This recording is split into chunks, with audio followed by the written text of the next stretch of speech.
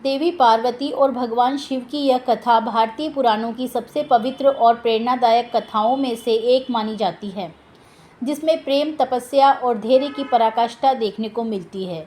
देवी पार्वती ने पूर्व जन्म में सती के रूप में शिवजी को पति रूप में पाया था, परंतु दक्ष यज्ञ के अपमान के बाद उन्होंने देह त्याग दी थी। अगले जन्म में पिता हिमवान और माता मेनावती की पुत्री बनकर पार्वती के रूप में अवतरित हुई। बचपन से ही उन्हें यह स्मरण था कि उनका लक्ष्य एक ही है, शिव को पति रूप में प्राप्त करना। जब पार्वती ने कठोर तप का संकल्प लिया तो उन्होंने सबसे पहले सांसारिक सुखों का त्याग किया।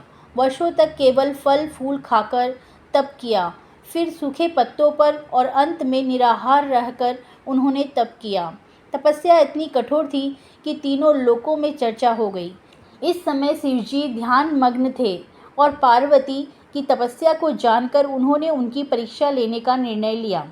शिवजी ने एक वृद्ध ब्राह्मण का रूप धारण किया और पार्वती के समक्ष उपस्थित हुए।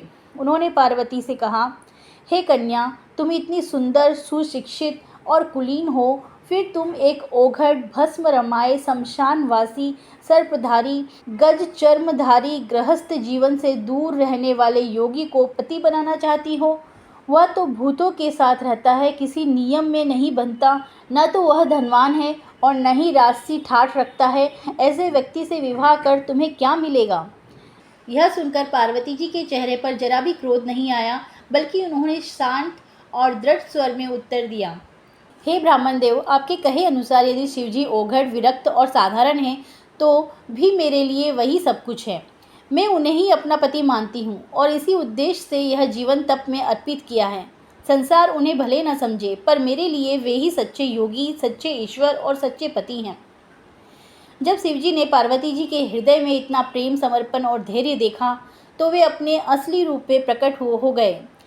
उन्होंने पार्वती जी को आशीर्वाद दिया और उन्हें पत्नी रूप में स्वीकार किया। इसके बाद भगवान विष्णु, ब्रह्मा और समस्त देवताओं की उपस्थिति में हिमालय में भव्य विवाह संपन्न हुआ। यह विवाह आज भी शिव विवाह के रूप में मनाया जाता है और पार्वती जी का यह तप हर स्त्री के लिए आदर्श माना जाता है। वीडियो अच्छी लगी हो तो लाइक, शेयर, सब्सक्राइब कीजिएगा। धन्यवाद।